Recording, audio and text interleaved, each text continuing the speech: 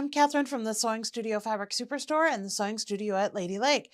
I can't wait to get you started this morning learning your beautiful new Joy, all of its features, and everything it's going to help bring to your sewing life. Let's begin by discussing some of the awesome features within this machine. So first of all, there are 19 built-in stitches. This machine also comes equipped with a thread cutter, as well as a drop-in bobbin, which makes it super easy to access. There's a needle threader to help you get that needle threaded. It comes with a free arm capacity, so you are able to sew all of your round objects. You have 6 inches of bed space here so that you can access and sew almost any project. It's only 11.5 pounds, so it's super lightweight and portable, and it comes with a 4-step buttonhole. Let's go over some of your awesome included accessories. So first of all, this machine comes with a zipper foot. It also comes with a blind hem foot, a sliding buttonhole foot. They've also included this awesome pack of multi-use needles, which is good for most of your projects. You've got 3 bobbins to use. Of course, everybody needs a seam ripper, so they've given you that.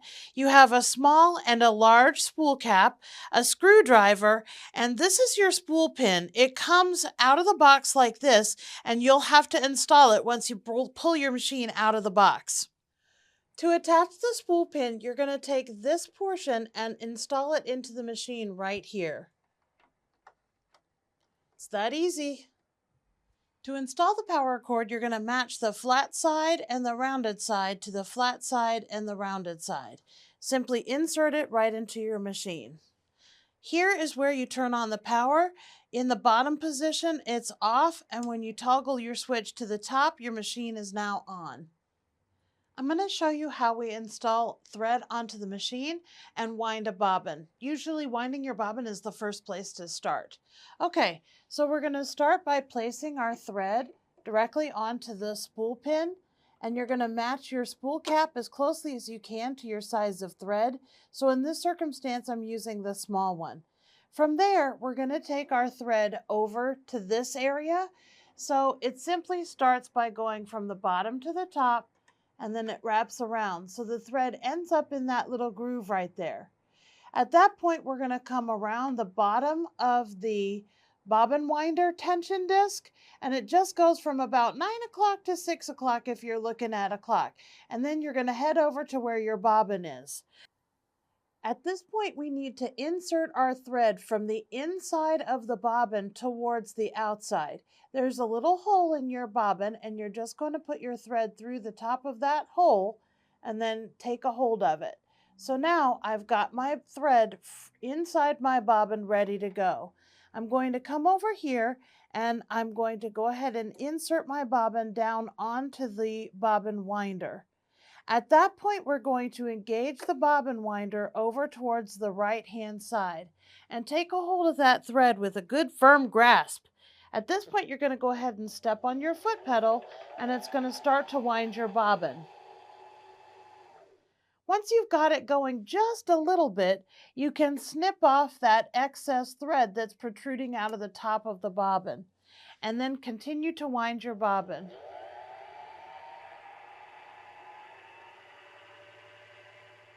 When you're satisfied with your bobbin, simply cut your thread, disengage your bobbin by pushing it towards the left, and lift your bobbin off of the bobbin winder.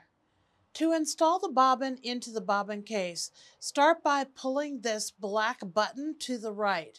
Its spring latches open your bobbin cover.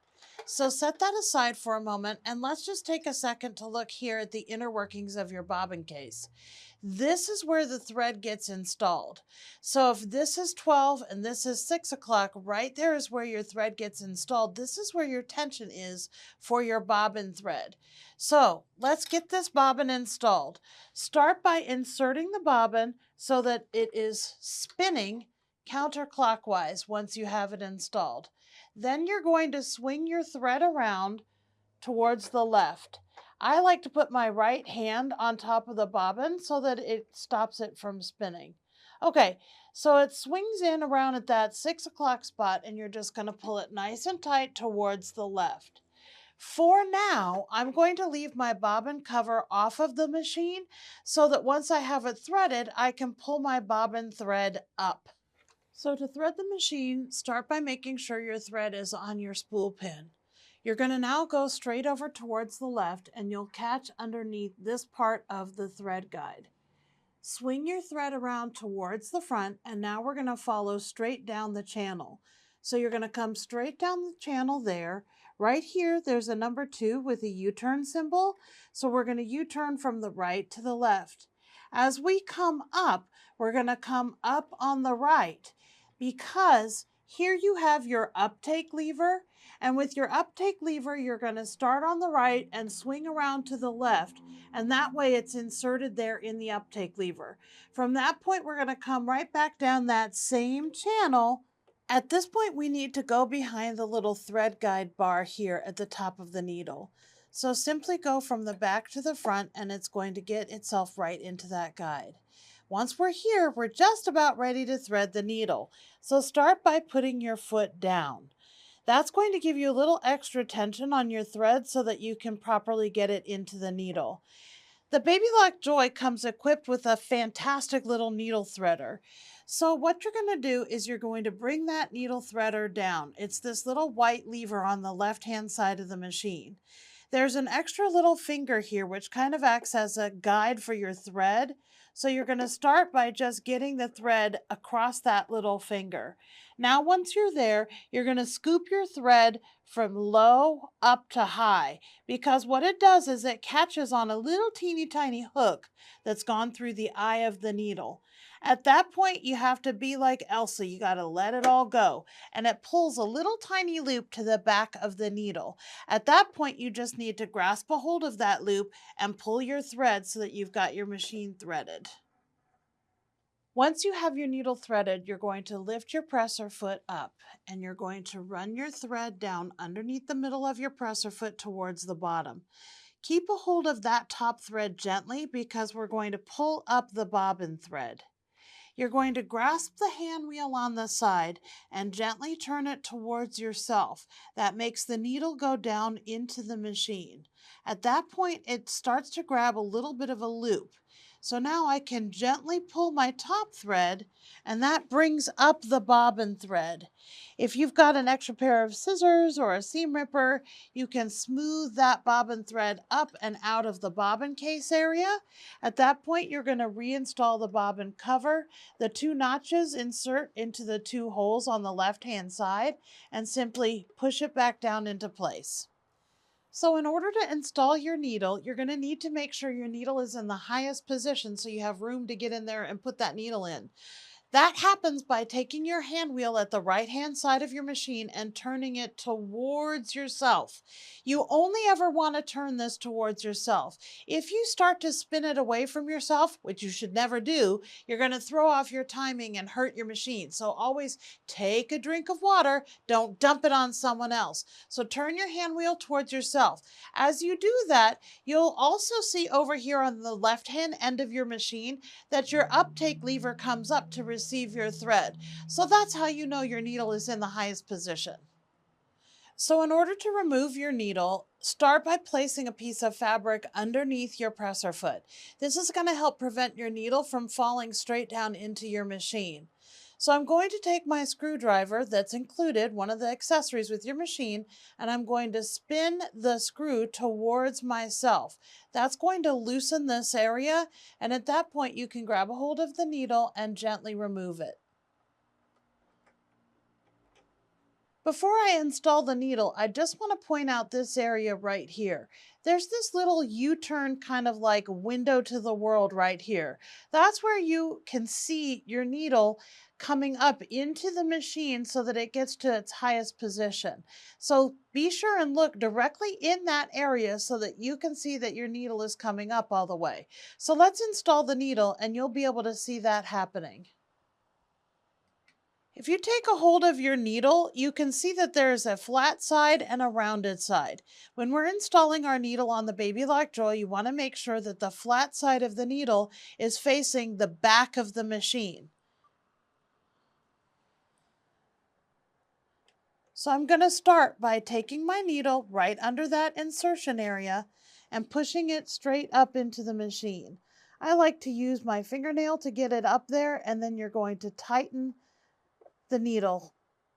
So right there in that little window to the world, you can see the needle within that area, which means that I know I've gotten my needle fully inserted. Okay, let's take a second and look here at this section of the machine. This is where we're going to install and remove our presser feet depending on the application that we're going to be sewing. And also here's where your needle plate and your markings are. So in order to remove this presser foot to put on another one, we're going to come towards the back here of the machine. There's this little black lever. Simply squeeze it towards yourself and it drops off and lets go your presser foot so you can easily get your presser foot out of the way. Once your presser foot's out of the way, let's take a second and just look here at the markings on the needle plate. You have markings both on the left and right side of the needle plate. These markings here at the back side of the machine are in inches. So if I need to have my fabric underneath here and I line it up against the edge of the fabric with this marking, that's my 5/8 inch seam allowance. If I bring my fabric in this direction and line it up with this marking over here, that's going to be my 3/8 inch seam allowance. So again, back here we've got the markings in inches. Along the front of the needle plate, you have your markings in metric, centimeters, which I don't know, so that's metric right there. This is inches. All right, let's put the foot back on so that you can see how to install that presser foot. Simply place your foot underneath the presser foot holder. Now right here, there's this little kind of like C-clamp, and within there, there's an itty bitty little wire that's going to grab a hold of the bar on the presser foot. So I'm going to take a hold of my presser foot lever and bring it down, and it actually clamps right into place. Now across the front of the foot, this whole area is going to be flush. That's how you know you have it on. And sometimes I give a little tick-tick test, just a little bit of pressure to make sure my foot is properly installed. Right in here, this is where we have our presser foot lifter. So there's this little black lever right here. So the foot comes down and the foot comes up. Occasionally you're going to have need of sewing round objects on your machine, and that's going to require your free arm. So you're going to remove your accessory bin in order to access that. Your accessory bin is right here on the front of the machine. All you have to do is take a hold of the accessory bin and push it towards the left, and it simply removes like that. That gives you access to your free arm. While I have this free arm area open, let me just take a second to discuss this little lever right here on the front of your machine. This is where you can raise and lower your feed dogs. So if you'd like to do some free motion quilting, this is where you're going to need to disengage your feed dogs. So simply take your lever and push it towards the left. That's going to drop your feed dogs down into the machine so that they're not coming up and grabbing the fabric and pulling it backwards. That's what you do for free motion quilting, or if you were going to install a button, that's where you drop your feed dogs. When you need to do your sewing, your regular sewing again, you need those feed dogs in action. So you're going to take a hold of that little lever and pull it to the right, and now your feed dogs will be engaged again. All right, so now we're going to start getting into the real serious meat of this instruction. Let's talk about all your dials and knobs and levers, oh my, on the face of your machine. We're going to start from the left and work our way to the right. So first of all, here on the left, this is your tension dial. This is where you manage your thread. You'll see that the number 4 is where it comes out of the box. That is your good, generic, normal, most everything's going to work with it setting for your tension. If you spin your tension lower, that's going to loosen the top thread. 3 has a box around it, and now 2 does not. So your safety zone on your tension dial, the normal stuff that you'll be doing, is going to be from 3 to 4 to 5. Those all have the boxes around them. Anything above or below that has no boxes around it. So most of the time you're going to have it, like I said, on 4. If my thread is pulling down below, that means my top thread tension is too loose. So I'm going to need to raise it up in order to tighten it. If my thread is pulling up from the bottom, I'm going to need to loosen my top thread tension in order to manage that. But again, for me, most of the time I live on 4 and it does just fine all on its own. Next thing you have is your stitch selector knob. So this knob is going to let you choose which stitch you're going to want on your project. Over here on the right hand side of your machine, this is the display of your 19 stitches. You've got them listed in black and red. The black stitches are your utility stitches and some decorative stitches. The red stitches here along the bottom, these are our stretch stitches.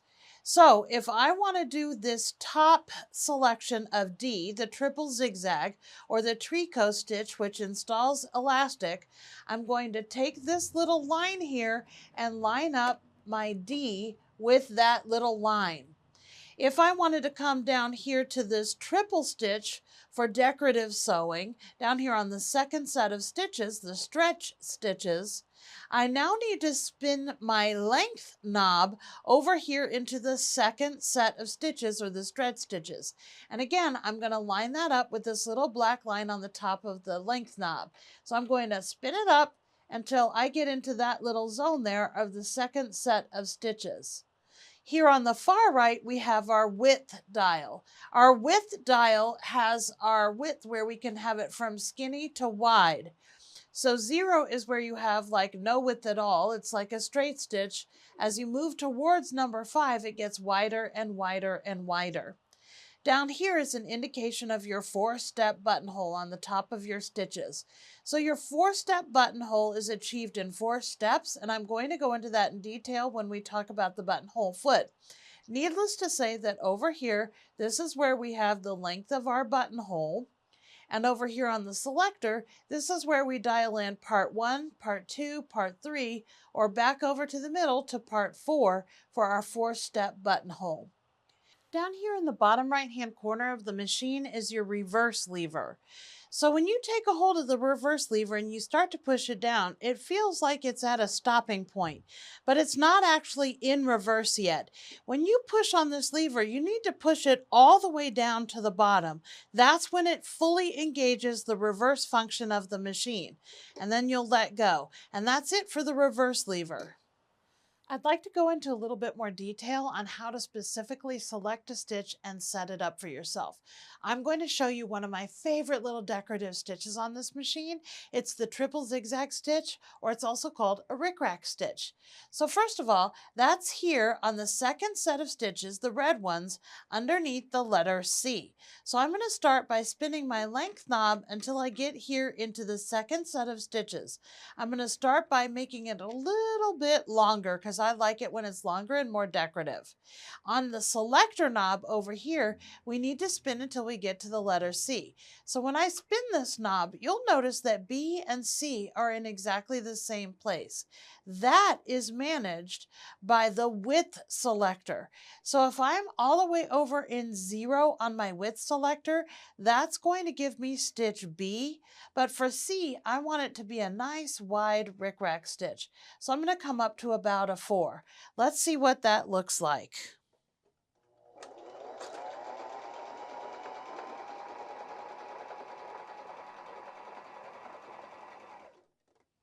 I'm going to turn my hand wheel to bring my needle up out of the machine, lift up my presser foot, and earlier I spoke about the included thread cutter on the side of the machine, so let's talk about that.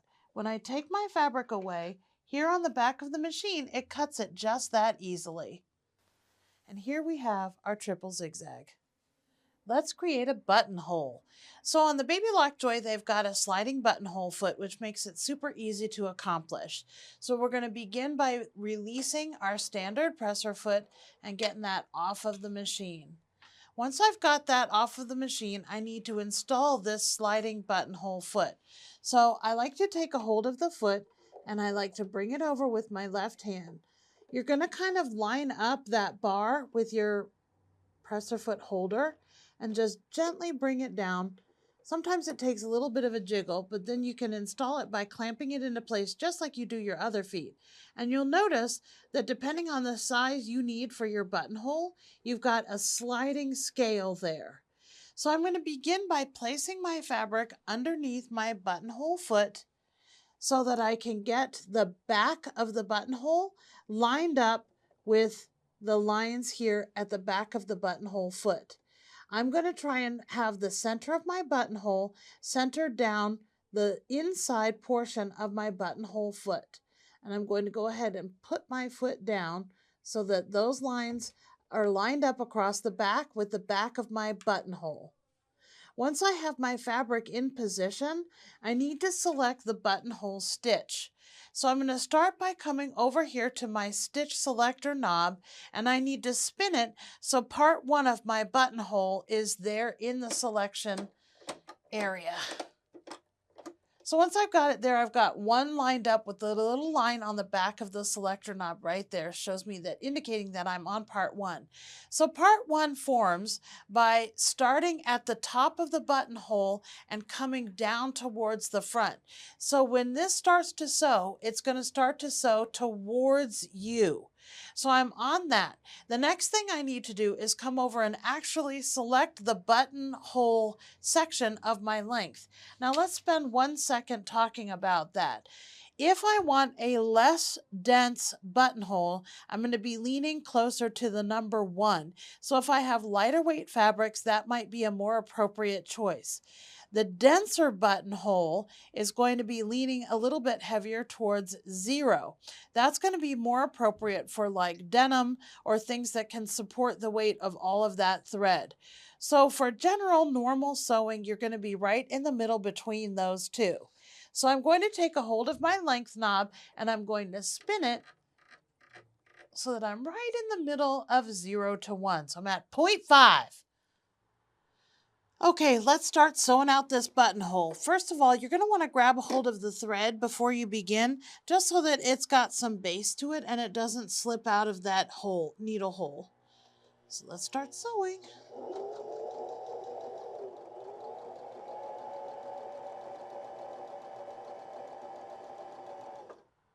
Okay, so I'm going to stop with the needle on the right hand side and just turn the hand wheel until it comes up. Okay, at this point I need to select my second step of my buttonhole, so I'm going to spin my knob over here to number 2.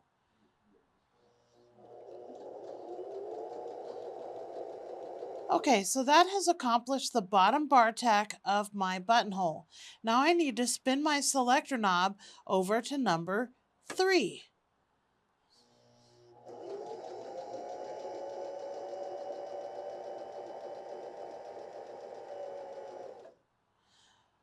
So stop and make sure you bring your needle up again. And so now I need to turn my selector knob over to number 4. That's going to do that top bar tack, the last part of our 4-step buttonhole. Okay, so you finished sewing your buttonhole. So we're going to slowly take our fabric out from underneath our presser foot. And you've got your little built-in cutter here at the back of the machine. And now you have your perfect little buttonhole. You just need to trim your tails. The last thing you need to do to have your perfect little buttonhole is to cut it open. So you're going to use your seam ripper to do that. Now you've got a non-cutting side of your seam ripper, and then on the inside section, that's where your little blade is. So I like to take a hold of it with the non-cutting side at the back of my buttonhole and insert it into my fabric. I like to gently cut towards center and then stop. At that point, I like to spin my fabric around and do the same thing from the other side. So I'm going to insert my seam ripper into my fabric and cut towards the center. You just want to be very, very careful not to cut all the way through and slice open your perfect little buttonhole. But that's it. Now you have your perfect little buttonhole. All right, it's time to talk about doing a blind hem. Your BabyLock Joy has an included G foot, which is the blind hem foot for this machine. So in order to install that, you're going to remove your regular presser foot. On this one, the little screw is towards the front of the foot, and you can spin this dial so that you can move your guide further to the right or to the left. I have mine set exactly for where I want it on my particular project. So I'm going to bring my presser foot down and grab a hold of my presser foot holder. On this particular foot, in order to get the thread towards the back of the machine, the thread actually has to go from the right to the left instead of from the front to the back. And that's how it inserts into that area to hold the thread at the back. Okay, so let's take a second to just look at how we fold our fabric for the blind hem. We're basically going to make the letter Z. In order to have a blind hem, you want to cover up your raw edges. So the bottom hem of your fabric is going to be tucked inside so that the wrong sides are touching. Then you're going to bring the top portion of your pant leg or your skirt down over that area so that you kind of have like the letter Z there with your fabric. This fold right here is going to get placed underneath the presser foot towards the left side of that white plastic guide. So let's do that real quick. All right, so if I've got my fabric here, I'm going to gently place it under my foot right up against the left side of that guide. Okay, now we need to talk about what stitch to do. What stitch is most appropriate? So when I'm selecting what blind hem stitch I want to use, there are basically two that are going to be in play. If I have stretch fabric or a jersey, I'm going to select E on the top set of stitches, the utility stitches. This is a woven fabric that I have right now though, so I'm going to select H for that. So you're going to dial in your stitch selector to H. Then as far as length is concerned, I like to have a standard sewing length at about a 2.5 or slightly more open towards a 3, which is better for me to see to rip out in case I make a mistake. Over here on the width, we've got a width of 5. And that's important because of this. So when you're sewing a blind hem, what happens is it does a series of stitches along the right hand side, then it jumps over towards the left and takes a small bite out of the fold of your fabric on the top part of your pant leg or your skirt. So again, it moves along the right and jumps to the left and right back over. Then along the right, jumps to the left and right back over. So the idea is that you want a nice wide stitch so that you can delineate between when it's just simply holding the raw edge of your pants in place and when it's actually making the hem happen when it jumps over to the left. All right, let's stitch that out and see what it looks like.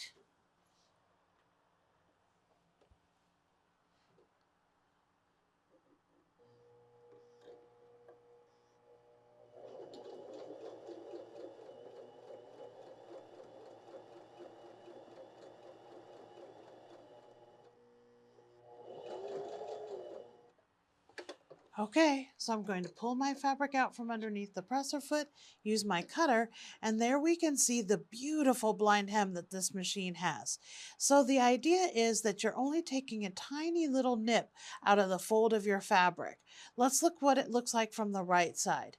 Of course, you're going to need a good press, but that ends up with a perfect little blind hem. All these teeny tiny little nips out of the right side of the fabric, and it ends up being blind because it's just these teeny little nips.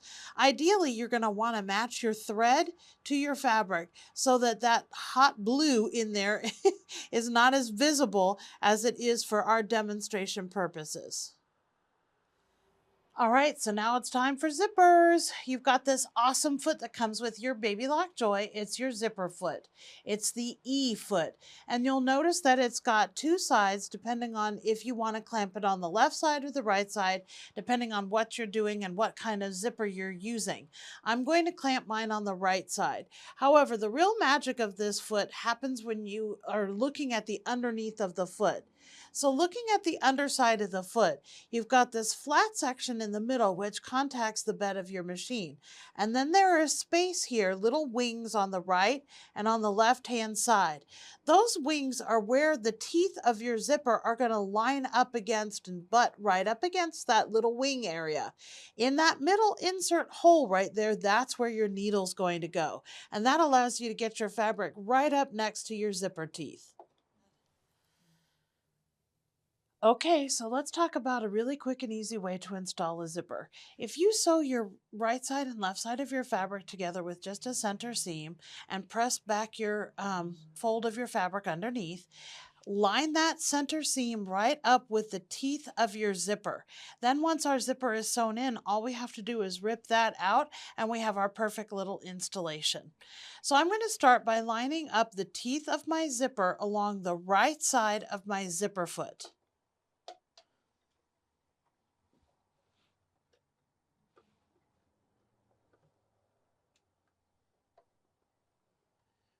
Okay, so my teeth are lined right up underneath that little right hand wing of my zipper foot. Okay, so to install this zipper, we need to be on stitch A, which is our center needle position. That's here on the top section of A with the utility stitches, the black section. So come over to your selector knob and spin it to A. Once you're there on A, you're going to set your length. Length is good at about 2.5 to 3. And we need to be in the center. So notice this little oval here on our width selector knob, that dot is in the center of the oval. That makes sure that we are in the center needle position. If you're over here on this end, notice the little dot is on the left-hand side of the oval. That would put us in a left needle position, which is definitely not where we want to be. So make sure you're over here on number 5 on your width so that you are indeed in the center needle position. All right, let's carefully and slowly sew this zipper in.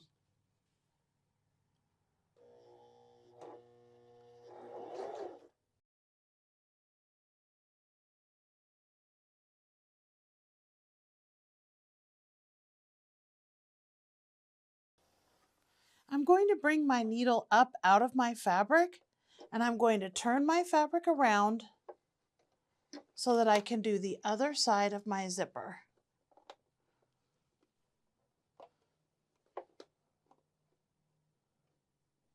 Again, I'm lining my teeth up so that they're underneath that right-hand wing of my zipper foot. Okay, let's do side 2.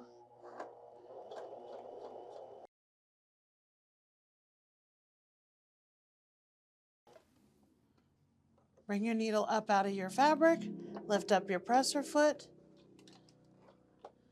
Again, you've got your little cutter on the side of your machine.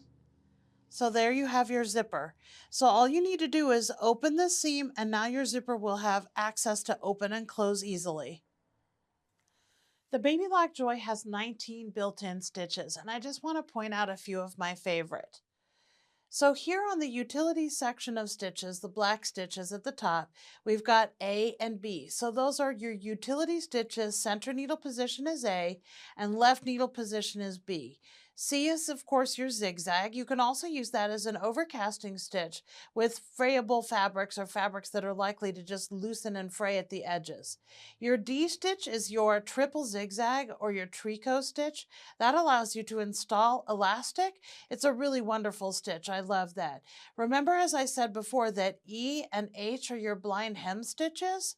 F and G are really cool satin stitches, and these can get different effects depending on the length that you have so that you can compact them or loosen them out, and you can end up with a really pretty treatment on the edge of your fabric. Let's talk about the second set of stitches, or the stretch stitches. A and B are center needle and left needle triple stitches. This is also called a bean stitch. It's perfect for top stitching around the edges of bags or around the cuff of a sleeve, around a collar. I just love it. It's a very bold, very decorative stitch. We've already talked about the cute little rickrack stitch. This here is a smocking stitch. I just love it. It really ends up with a vintage look to it, and I just think it's so pretty. Over here we have underneath H, we have a stretch stitch overcasting stitch. I love this one. It ends up giving it almost a serge edge look. And here on the end, this is a stretch stitch that you would use for installing like the collar on a t-shirt. It's a stretch collar tricot type of stitch. It's a wonderful stitch to use. So those are some of my favorites. I just wanted to go over them. Well, that brings us to the end of our tutorial on the BabyLock Joy. I hope you enjoyed it. I hope you learned a lot. If you have not purchased this machine yet, we have it available for sale in 3 different places. First, you can check out our website, www.sewing.net. There's a lot of fun fabric there as well as this machine, which is awesome. You can come and visit us in store here at the Sewing Studio Fabric Superstore in Maitland, Florida. You can also come and visit us at the Sewing Studio at Lady Lake in the Villages, Florida. Thank you so much for joining me, everybody. Now take off and sew.